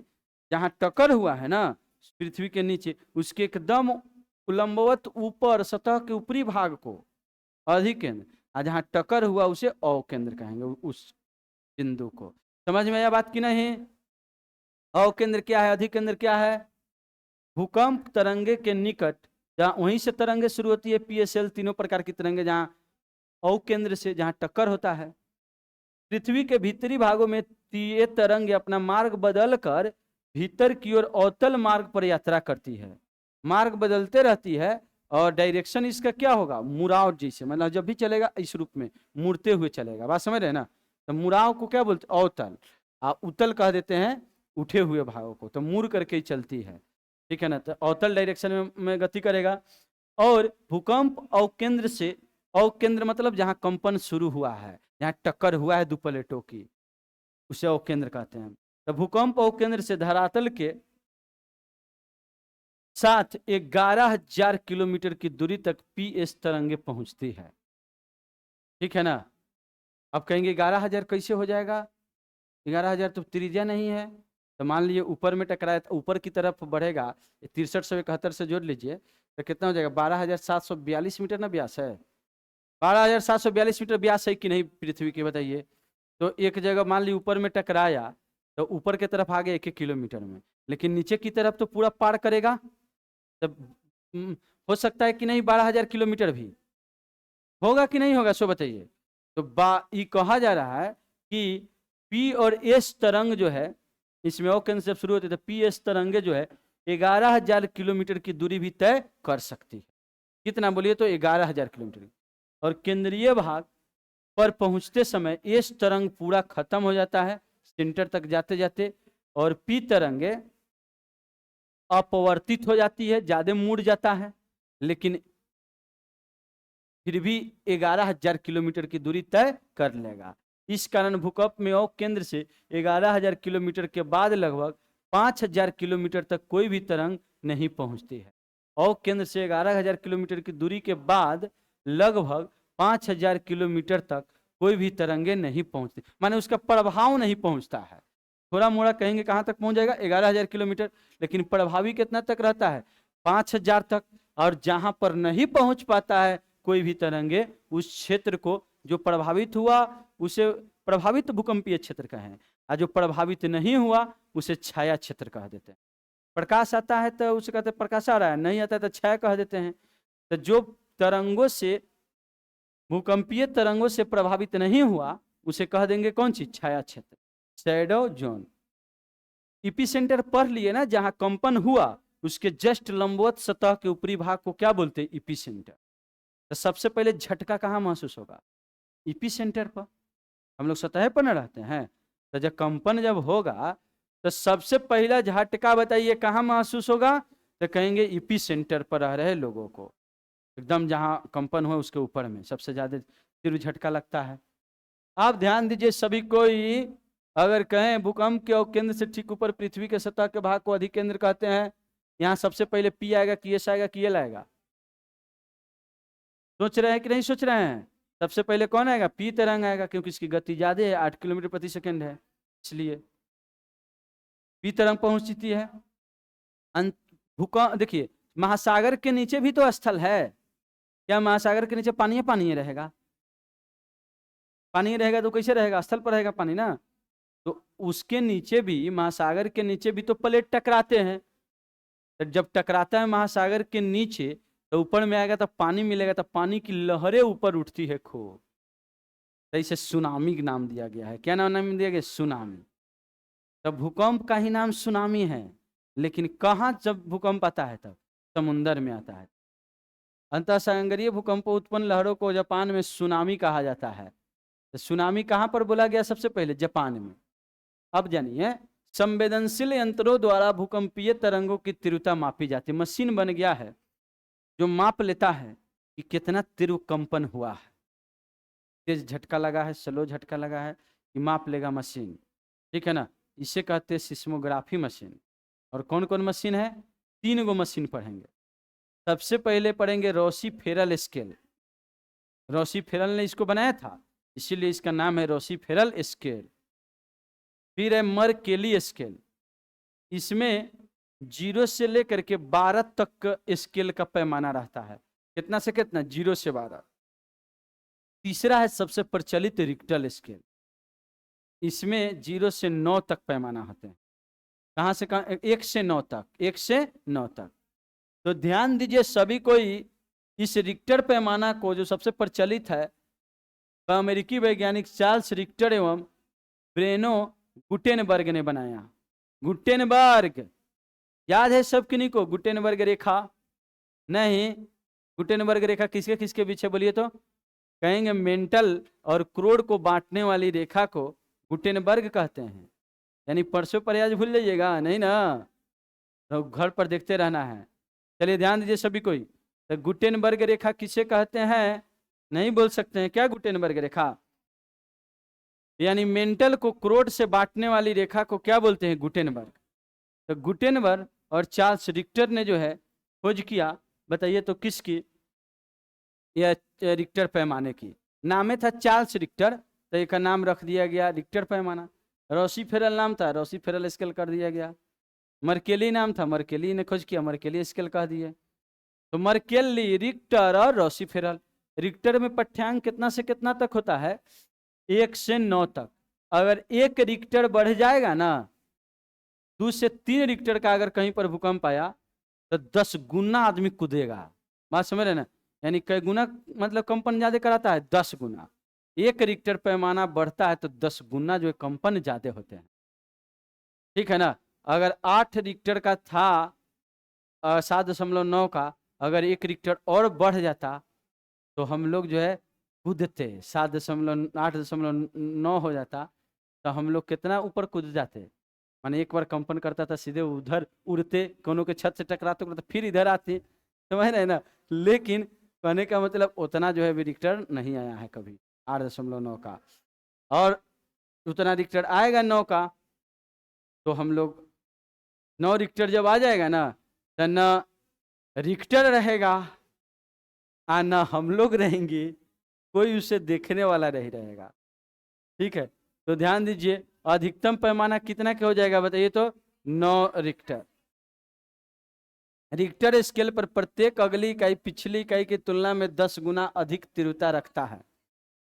चलिए ध्यान दीजिए, सभी कोई बातों को समझिए। अगली इकाई कई गुना शक्ति रखता है बताइए तो 10 गुना अधिक शक्ति पहुंचाता है, यानी तीव्रता से कंपन होते हैं। 2 से 3 तीव्रता का अर्थ हल्का भूकंप है, ये महसूस नहीं होता है, जबकि 6.2 तीव्रता का अर्थ शक्तिशाली भूकंप होती है और सभी को जो है लौ छोड़ करके नीचे उतर जाते हैं जब भी इतना भूकंप आएगी तो, ठीक है ना। लेकिन सावधान रहिएगा, क्योंकि पिछला बार जो है हम पटना में ही थे 15 के समय में, और हम ऐसे मतलब दिल्ली से हम आए थे, मेरे भाई साहब का जो पढ़ाते हैं यहाँ उसको एसएससी में मेंस का तैयारी वारी कराता था यहाँ पर प्लेटफॉर्म कोचिंग में। तो उसी समय हम दोनों आए थे, और जिसके रूम पर हम आए थे वो अभी इंटर में पढ़ रहा था आईएससी में, ठीक है। और जैसे दोनों हम लोग खाना खा रहे थे, खाना बनाया था, हम लोग दोनों खा रहे थे, मेरा भाई साहब गया था पढ़े प्लेटफॉर्म में, तो एकाएक उसी समय पहला बार तीव्र झटका जो है लगा 2015 में, मतलब अप्रैल लास्ट में, ठीक है। तो खा रहे तो सीधे बोतल हिलने लगा, जो बड़ा सा बोतल 2 लीटर का रखा हुआ था उसमें पानी पीता था, तो वो जैसे तेजी से हिला वो लड़का जो है तुरंत बात को बोला, ठीक है ना, कि मतलब वो सपना था कि भैया तेजी से मैंने घर गिरते भूकंप वाली बहुत बड़का भूकंप, ठीक है ना, ऐसे बोलते। और उसको पता नहीं कितना एनर्जी आया, वो तेजी से भागा और उधर नहर जो है, नहरी जो है इसके आगे में मतलब उधर एगो और पटना कोल्ड स्टोरेज है तो उसके पीछे में मतलब लॉज था वहीं पर। और वो 2 मंजिल अभी ऊपरे था, नीचे एल्वेस्टर वगैरह रखा हुआ था, और 2 मंजिल ऊपर से वो नीचे डायरेक्ट कूद गया जा करके, ठीक है। और पूरा मतलब कि तो फूट गया ऊपर में, और नीचे बमा था मतलब जो लोहा था, उसके कारण वो नीचे नहीं गिरा, ना तो 2 मंजिल और नीचे था, ठीक है ना। और नीचे में पूरा जो है कबाड़ वबाड़ सब सामान वामान लोहा वहा रखा था तो बचबो नहीं करता, लेकिन उसके जो है ऊपरी में जा करके जो है वह इधर रुक गया था, चोट तो लगेगा बहुत ज़्यादा, फिर उसके बाद इधर आगे बढ़ गया था कि शायद घर गिरेगा तो बच जाएंगे। तो हम भी जो है उतरे, और उसके बाद नीचे उतर के फिर आराम से थोड़ा इतना ऊंचाई से कूदेंगे तो नहीं कुछ होगा। तो सब कोई कह रहा है कि देखे ना लड़का नीचे गिर गया है, मैंने सब 10-20 को जो भी उतरा उस पर से एक लड़का नीचे गिर गया। तो हम भी जाके उधर कह रहे हैं, बैठा हुआ था उस साइड में, ठीक है। तो हम जाए कह देखो सत्येंद्र क्या मतलब जो है एक देखो ना वो लड़का जो है ऊपर से कूद गया था नीचे गिर गया है। तो कह लड़का दूसरा कोई थोड़ा ही है, हम ही थे वो लड़का, लेकिन हम गिरे नहीं है ठीक है ना। तो उसको बड़ी चोट लगा था, ठीक है। और दोबारा जो है उसको हम सहारा उठ चल नहीं पा रहा था, और उसको सहारा दे करके जो है ले करके आए फिर रूम में, क्योंकि थोड़ा देर में 5-10 मिनट के बाद रुक गया था, और फिर आधा घंटा में आया था। तो जैसे उसको ले करके आए ना तो फिर लेटा हुआ था, आप ध्यान दीजिए उसको कहाँ से शक्ति आ जाता था, और तुरंत फिर कंपन हुआ, सहारा दे करके उसको लेके आए थे, चल नहीं पा रहा था, लेकिन कंपन हुआ था, बिना बोले तेजी से दौड़ गया। तो अब फिर अब की बार ऊपर से नहीं कूदा, समझ गया कि थोड़ा नीचे से उतर के, और नीचे से उतर के जाके फिर सबसे लास्ट में एकदम बैठल है, ठीक है। और फिर उसको 3 बार ऐसा उसके साथ हुआ था, तीनों बार वैसे ही कूद कूद कर चल जाता था। अब बाद में बोल रहा है कि हम माई के ना कहिए, हम बाबू जी के ना कहिए, ठीक ना। तो इलाज उलाज उसका ऐसे ही अब करा दिए, लेकिन उसके भैया को कह दिए दिल्ली में रहते थे उनको। चलिए ध्यान दीजिए इधर, अगर हम लोग बातें करें, और एक और बात ध्यान दीजिएगा, उसमें सुने थे मैंने हम सुने क्या देखे होइएगा, अच्छा अच्छा आदमी जो कभी पेड़ पर नहीं चढ़ा होगा, समझ रहे हैं ना, भूकंप के समय में वो पेड़ के एकदम फुर्गी पर जाके बैठल था, पता नहीं वहां से क्या हो जाएगा। तो आप ध्यान दीजिए, हड़बड़ाना नहीं है, फिर जो भी भूकंप आए तो खाली जगह में बस चल जाइएगा, मरेगा तो सब मरेगा, ज्यादा टेंशन लेने की जरूरत नहीं है। तो बातें ध्यान दीजिए कि कूद जाइएगा ऊपर से, छत पर से नीचे नहीं ना। मर्केली स्केल, इसकी खोज किसने किया? इटालियन भूकंप वैज्ञानिक जियो पिएरो मर्केली। बोलिए तो कौन? इटालियन भूकंप वैज्ञानिक जियम पिएरो मर्केली ने 1902 में इसकी खोज किया। चलिए बताइए, मर्केली स्केल की खोज किसने किया? जियम पिएरो मर्केली। कब? 1902 में। और रिक्टर की खोज हुआ 1935 में। 8.2 रिक्टर के 1934 में भूकंप आया था। तो आप नहीं कहिएगा 35 में खोज हुआ और 34 में भूकंप आया था, तो कैसे माप लिया रिक्टर से? तो मापा था मर्केली से, बात समझ रहे ना, उसको कन्वर्ट कर दिया कि इतना बराबर इतना होता है, तो रिक्टर के अनुसार से उतना हुआ। हो सकता है कि नहीं हो सकता है? तो कहेंगे रिक्टर की खोज हुई 35 में, रिक्टर पैमाना, लेकिन बिहार नेपाल में भूकंप आया था कौन भयंकर भूकंप? 34 में। 1902 में मर्केली की खोज हुई थी। यह स्केल भूकंप के प्रभाव और नुकसान के आधार पर तीव्रता को दर्ज करता है। मर्केली स्केल रिक्टर स्केल से अलग है क्योंकि यह भूकंप की ऊर्जा नहीं बल्कि उसके प्रभावों को मापता है। रिक्टर स्केल कितना ऊर्जा का है वो माप लेता है, इसलिए ज्यादा उपयोगी है। जबकि बात करेंगे मर्केली स्केल, बस दिखता है इसमें भूकंप की ऊर्जा नहीं पर कितना क्षति पहुंच रहा है, उस हिसाब से मतलब जो है यह मापता है। चलिए ध्यान दीजिए सभी कोई। तो हम लोग पढ़ चुके हैं, एक जो है रिक्टर पैमाना, मर्केली पैमाना, रोसी-फेरल स्केल, तीनों जो है भूकंप मापने वाला मशीन है। और रिक्टर पैमाना जो सबसे उपयोगी है, इसकी खोज जो चार्ल्स रिक्टर ने 1935 में किया। अगर बात करते हैं यह मर्केली स्केल की खोज 1902 में, और इटालियन वैज्ञानिक था जिसका नाम था जियोम पिएरो मर्केली। क्या नाम था बोलिए तो? जियोम पिएरो मर्केली। अब जो है ये कहानी समाप्त हो गई है। अब हम लोग को पढ़ना है विभिन्न स्थलाकृतियां, विभिन्न स्थलाकृति। तो स्थलाकृति हम लोग थोड़ा सा समझ लेते हैं। क्या होता है, इस पृथ्वी पर पूरा तो प्लेन ग्लोब जैसे तो पृथ्वी है नहीं कि पूरा ग्लोब है, कोनो सतह ऊपर ना उठल है, ऐसे प्लेन है क्या? ऐसे प्लेन तो है नहीं। कोई ऊपर पर्वतीय भाग थोड़ा ऊपर उठ गया है, ठीक है ना, और सबसे गड्ढा वाला जगह भी है जिसे मृत सागर कहे थे जॉर्डन में, तो उबड़ खाबड़ है, इसलिए जियोड स्ट्रक्चर में कहते हैं पृथ्वी। तो यह जो पृथ्वी पर आखिर कौन कौन सी आकृति बनल है उबड़ खाबड़ में? आकृति पृथ्वी पर के बहुत सारे, लगभग 62 गो आकृति पढ़ेंगे। कै गो आकृति पढ़ेंगे? 62। ऐसे क्वेश्चन पूछता है क्योंकि जानता है कि सब भुलाता है, इसमें फंस जाता है, तो दो चार क्वेश्चन इससे दे देता है, इससे छंटा जाएगा, जेकर नहीं कम नंबर रहेगा और जेकर ज़्यादा रहेगा जो याद कर ले होकर रिजल्ट हो जाएगा। तो इसलिए इसको हम लोग को याद करना पड़ेगा, समझ रहे हैं ना। तो हम लोग छटाएंगे सिलेक्शन वाला में, न कि जो है आंसर मतलब कि जिसका फेल वाला में नहीं रहेंगे।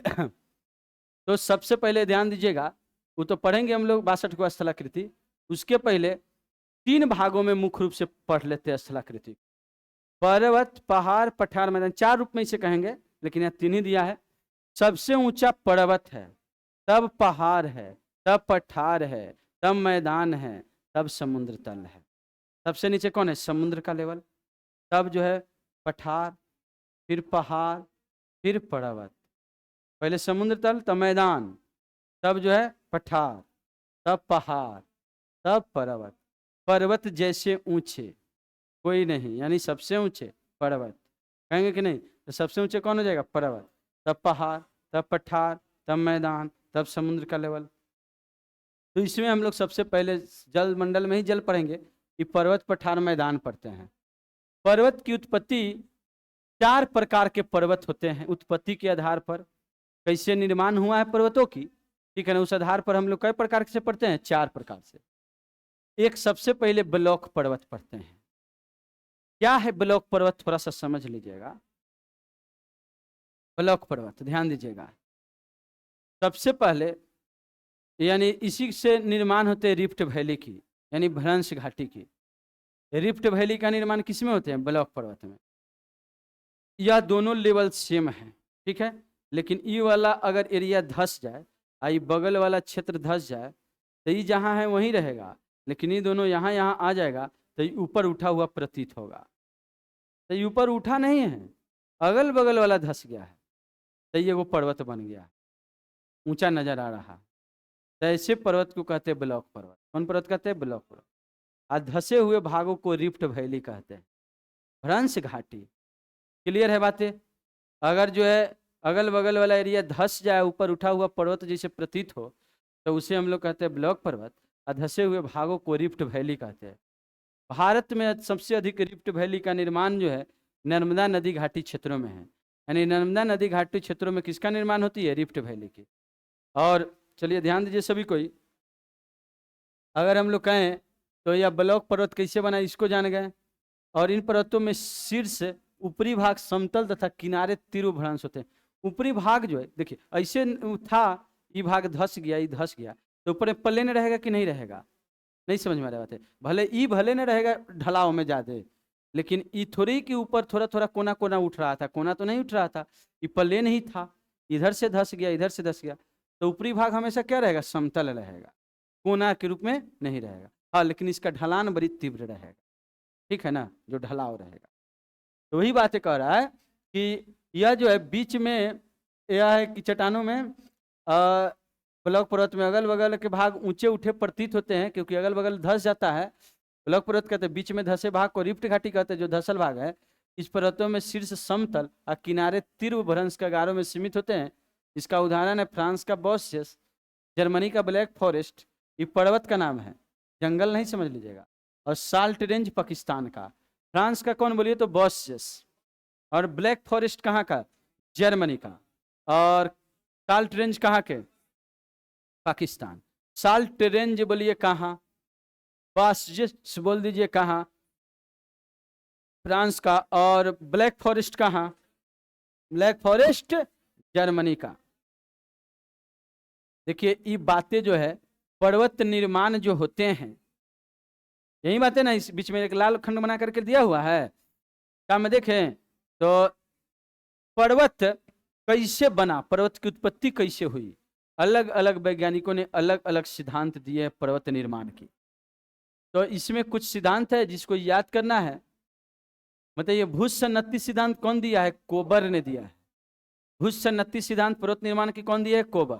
अभी सभी सिद्धांत बहुत बड़े बड़े हैं, इसलिए रट जाना है केवल। भूसन्नति सिद्धांत कौन है? कोबर।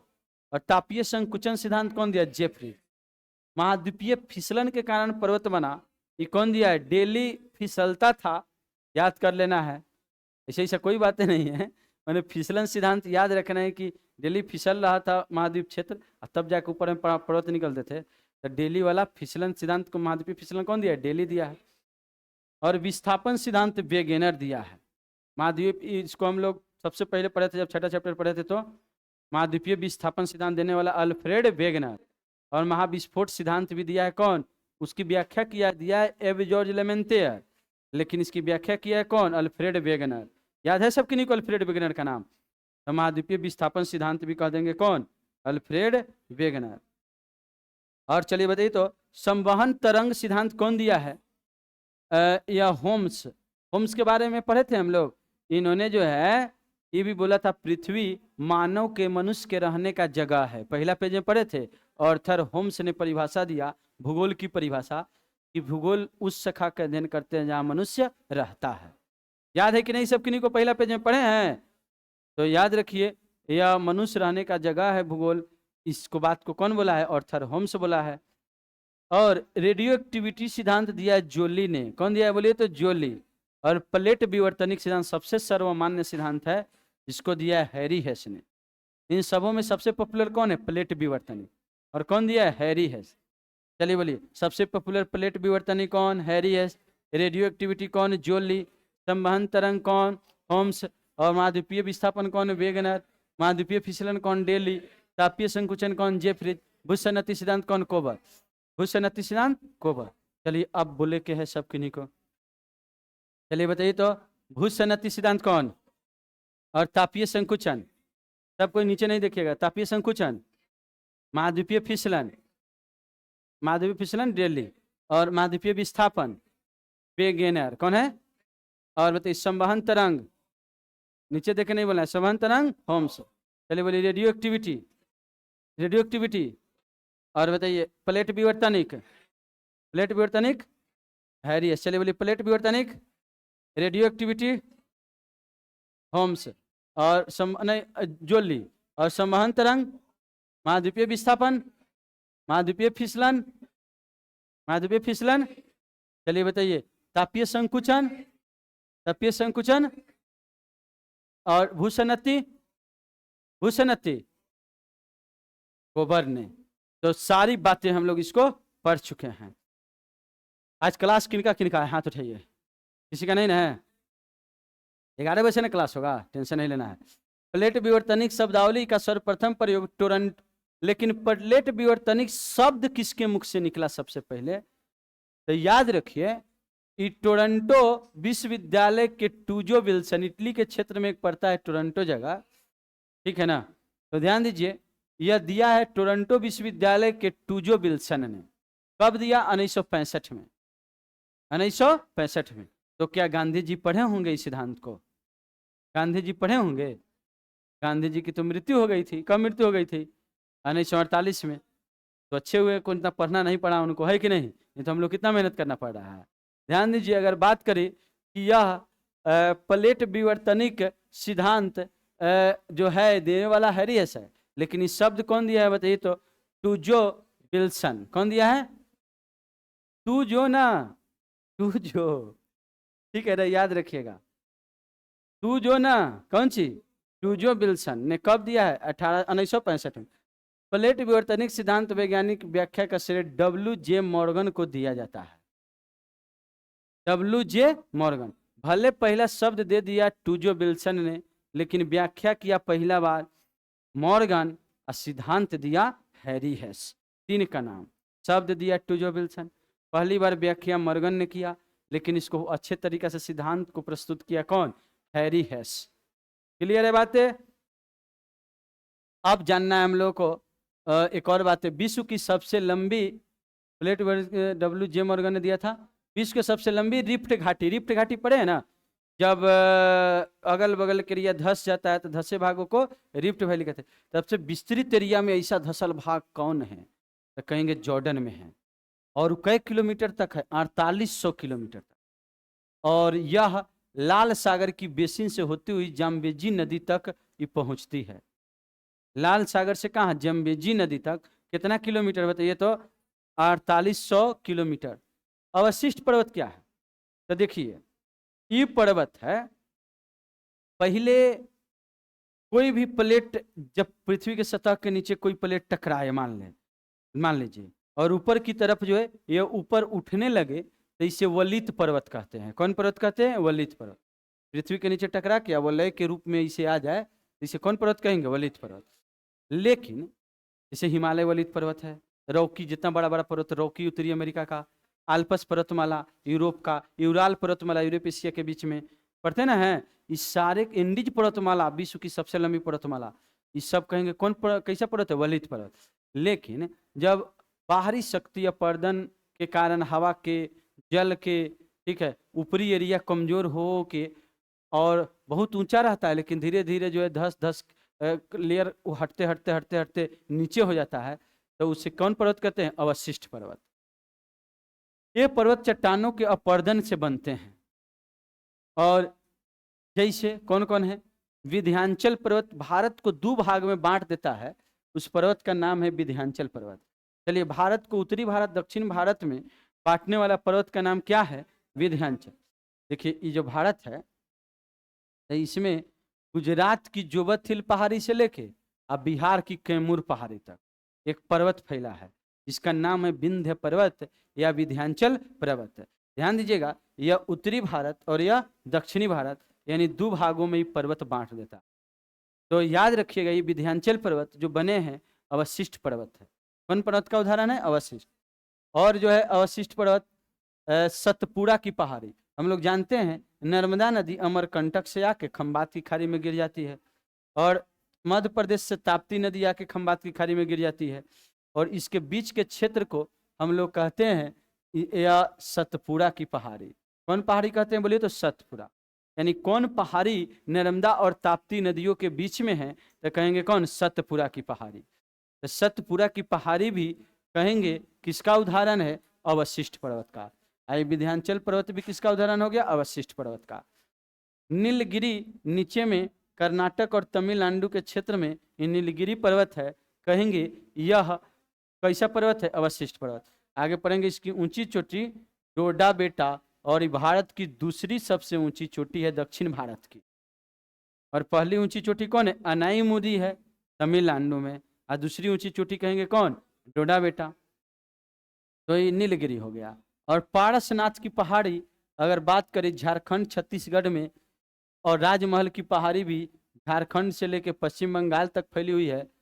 ध्यान दीजिए 5 गो पहाड़ी, विंध्याचल, सतपुरा और नीलगिरी, पारस और राजमहल। बोलिए तो कौन कौन, यहाँ बोलना है सब किन्हीं को, और सोना नहीं है, कंसंट्रेशन बनाना है। ऐसे हटा देना है तो नींद आएगा, कमजोरी महसूस होगा। के लिए सुबह सुबह जो है चना खाना है, समझ रहे हैं ना। अगर शरीर में कमजोरी हो तो सुबह सुबह चना खा के आना है, ठीक है। चना सस्ता में भी है और सबसे अच्छा मतलब शक्ति का स्रोत है। इसे आप अच्छा से बैठ के पढ़ सकते हैं, कमजोरी महसूस नहीं होगा। तो ध्यान दीजिए, इसका नाम क्या है बोलिए तो, यह विंध्याचल पर्वत। इसका नाम क्या है, सतपुरा पहाड़ी। इसका नाम क्या है, नीलगिरी, पारस, राजमहल। बोल सकते हैं कि नहीं बोल सकते हैं, बोलिए 5 एक बार फिर से। विंध्याचल, सतपुरा, नीलगिरी, पारस, राजमहल, ये सभी किसका उदाहरण है, अवशिष्ट पर्वत का। ये तो भारत की पर है ना। सियारा जो है स्पेन की है। सियारा कहाँ है, स्पेन की। सियारा कहाँ के बोलिए तो स्पेन। और एक है गैसा बुट्टे की खान, पढ़े थे, ये किसके लिए प्रसिद्ध है, गैसा, और तांबा के लिए प्रसिद्ध है बुट्टे की खान। याद है सब किन्हीं को, एरिजोना, बुट्टे की खान, हमें साबी लोहा के लिए, होमस्टेक सोना के लिए उत्तरी अमेरिका में। तो याद रखना है, बुट्टे की खान ये कहाँ है, अमेरिका में है। तो चलिए बोलिए नाम 5, और एक सियारा और गैसा बुट्टे, 7 को नाम बोलना है शुरू से। कौन, विंध्याचल, सतपुरा, नीलगिरी, पारस, राजमहल और स्पेन का सियारा। और अगर बात करें गैसा बुट्टे, गैसा बुट्टे। अब आगे हम लोग को जानना है, तो संचित पर्वत किसे कहते हैं। संचित पर्वत है, भूपटल पर मिट्टी, बालू, कंकर, पत्थर, लावा एक स्थान पर जमा हो जाता है एक जगह। माने कि जो नॉर्मल अभी पढ़े ना हम लोग अवशिष्ट पर्वत, तो अवशिष्ट पर्वत काट छाट के जो उसका ऊपर वाला मलबा वलवा सब बहा वहा के लेके जा रहा है, एक जगह जमा हो रहेगा, जमा हो रहेगा, जमा हो रहेगा। इसे हम लोग अवसादी चट्टान कहे थे, याद है।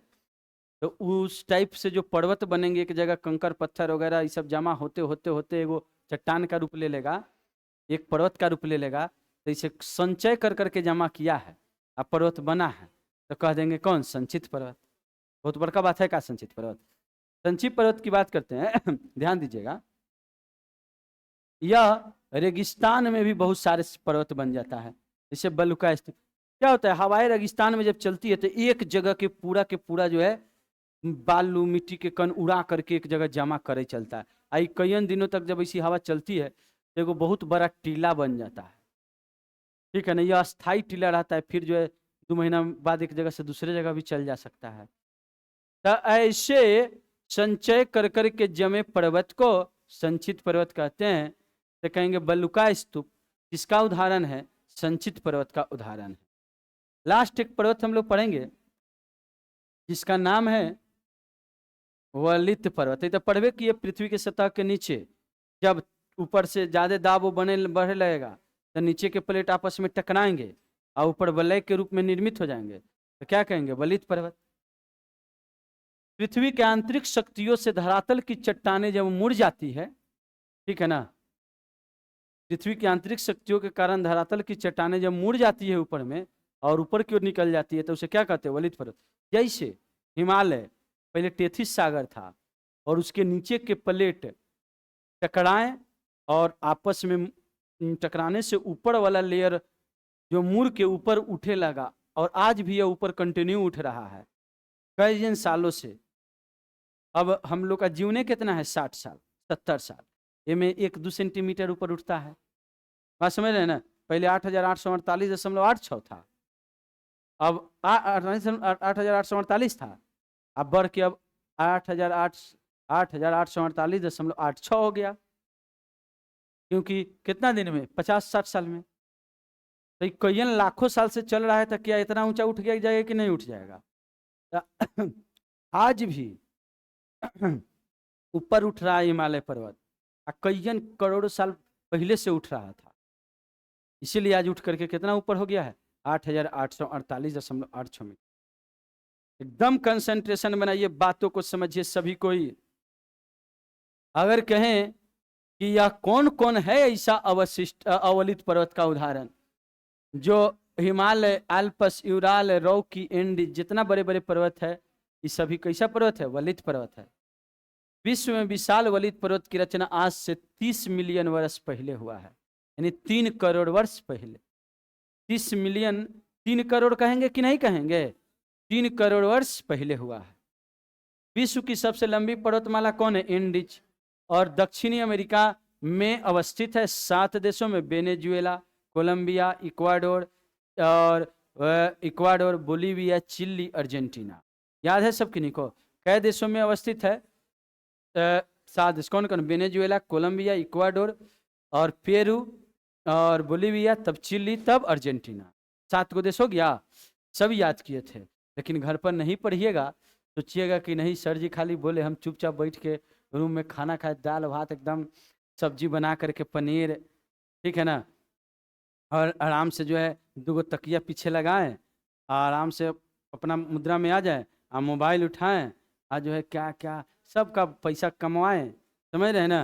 मैंने दूसरे किसी का पैसा, वीडियो आप देखिएगा तो दूसरे किसी को पैसा मिलेगा, ठीक है ना, और आप बर्बाद हुए, परेशान हुए, ठीक है, और उसके बाद दिमाग में टेंशन हुए और आप पगला जाएं। तो कहने का मतलब ये है, ये सब काम नहीं ना करना है, उस समय में घर पर जा करके क्या करना है, पढ़ना है, ठीक है, ये बातों को याद करना है, और तब जा करके जो है आप अपना स्थिति, घर की स्थिति, समाज, दुनिया, संसार में अपना जो है एक शान से जीवन जी पाएंगे, ठीक है। तो बताइए, तो अगर कहें विश्व की सबसे लंबी पर्वतमाला कौन है, एंडीज। विश्व की सबसे ऊंची चोटी कौन है, माउंट एवरेस्ट, और इसकी ऊंचाई कितनी है, 8,848, नेपाल में है। अफ्रीका का सर्वोच्च शिखर कौन है, माउंट किलिमंजारो। सबसे अफ्रीका की ऊंची बिंदु कौन, माउंट किलिमंजारो। ये सब चीज पढ़ चुके हैं अगर जो रेगुलर हैं। वलित पर्वत का निर्माण प्लेट विवर्तनिक सिद्धांत से हुआ है, और प्लेट विवर्तनिक सिद्धांत देने वाला व्यक्ति का नाम याद है सब किन्हीं को, अल्फ्रेड वेगनर। प्लेट नहीं, हैरी हेस, कौन है बोलिए तो। अच्छा, वो जो है दिए थे कौन सिद्धांत, महाद्वीपीय विस्थापन सिद्धांत, कौन, अल्फ्रेड वेगनर, याद है। महाद्वीपीय फिसलन डेली, महाद्वीपीय फिसलन, और प्लेट विवर्तनिक हैरी हेस, और पहले टूजो विल्सन बोल शब्द दिया था, और व्याख्या पहला बार किया था जी मोर्गन। याद है कि नहीं याद है, बार बार देखेंगे तो याद हो जाएगा। प्लेट टेक्टोनिक सिद्धांत की संकल्पना सबसे प्रचलित है, और आधुनिक सिद्धांत यही मानता है सब। आज हिमालय पर्वत जहाँ खड़ी है, वहाँ पहले क्या था, टेथिस सागर था, और जब भू अभिनति अथवा भूद्रोणी, यानी कहने का मतलब उसमें सागर था, सब मलबा वलवा जाके वही में गिरता था हर जगह से, क्योंकि तो गड्ढा था, सागर था, सब उसी में गिरता था। धीरे धीरे जो है वहाँ पर द्रव्यमान बढ़ा, वेट बढ़ा, तो नीचे के जो है प्लेट जो है मतलब अभिनति का मतलब सिकुड़ना शुरू किए, एक जगह आना शुरू किए। तो जब एक जगह आएगा तो बीच में प्रेशर बना, तो ये अपने आप ऊपर उठने लगा, ठीक है ना। तो इसी को कहेंगे भू अभिनति अथवा भूद्रोणी से निर्मित होते हैं सारे वलित पर्वत, जितना भी वलित पर्वत है। और दक्षिण पठार के उत्तर की ओर विस्थापन के कारण टेथिस सागर पर बल पड़ा और ऊपर उठ गया। संसार का सबसे ऊंचा पर्वत हिमालय का निर्माण इसी से हुआ है। अरावली पर्वत जो है यह दिल्ली से लेके और यह अहमदाबाद तक फैला हुआ है, यानी पूरे राजस्थान को पार करके जाता है। नाम क्या है, अरावली पर्वत। सबसे ज्यादा विस्तार कहेंगे कहाँ है, राजस्थान में। और इसकी सबसे ऊंची बिंदु गुरु शिखर है, जिसकी हाइट 1722 मीटर है। देखिए अभी कईयन पर्वतों का समूह होता है एक पर्वतमाला, तो इसमें एगो ई हो गया, फिर थोड़ा उठ के ऐसे 2, फिर उसके ऐसे 3, तो में जो एगो ऊपर सबसे ऊंचा वाला जो पर्वत है उसका नाम है माउंट आबू। सबसे ऊंचा वाला का नाम क्या हो गया? माउंट आबू। आओ का ऊंची बिंदु का नाम हो गया गुरु शिखर। माने ऐसे इंसान बहुत सारे पर्वत होते हैं अरावली में, तो जो सबसे ये गो सबसे ऊंचा पर्वत का नाम क्या हो गया? माउंट आबू। आओ में ऊंचा बिंदु के नाम क्या हो गया? गुरु शिखर। तो क्या है माउंट आबू, क्या है गुरु शिखर, क्या है अरावली? क्लियर है? अरावली एगो पर्वतमाला है, कईयन पर्वतों का समूह है, इसमें एगो सबसे ऊंचा वाला का नाम है माउंट आबू, जिसकी ऊंची बिंदु जो है वो कितना ऊंचा है वो, तो वो बिंदु के नाम है गुरु शिखर। उसकी हाइट है 1722 मीटर। 1722 मीटर किसकी ऊंचाई? गुरु शिखर की। एकदम शांत बोले लगते, समझावे लगते थे, शांति हो जाता है सब कोई, एकदम कोई कोई सोचे लगता है, नींद लगता है। तो फिर जो है क्या किया जाए, लगेगा कि क्या हुआ सर जी के, कोई कोई जग जाएगा नींद से, समझ रहे हैं ना। ध्यान दीजिए, अगर कहें पर्वत की कहानी खत्म हो चुकी है, अब पठार की कहानी पढ़ना। किसकी कहानी पढ़ना है? सबसे ऊंचे पर्वत, तब पहाड़, तब पठार, तब मैदान, तब समुद्र तल। तो रहने देते हैं क्या, क्योंकि आपको तो यही पढ़ना है, हमको फिर पढ़ाना है। जाएंगे लिखेंगे तो 3 बजे से पढ़ाएंगे, 4 बजे। क्या सर ठीक है? एकदम कंसंट्रेशन बनाना है। तो देखिए आप लोग सब कुछ बैठे हैं ना, हम एक एक लड़का के जो है, हम 3 साल से ही काम कर रहे हैं, 10-10 घंटा यही, 8 घंटा, पहले तो 12-12 घंटा पढ़ाते थे। तो हम देखते रहते हैं, हम देख करके बता दें, मतलब अभी बता सकते हैं कि किसके दिमाग में क्या चल रहा है और के रूम पर क्या क्या कर रहा है कौन। ठीक है, और इसलिए हमसे कोई बच नहीं सकते हैं।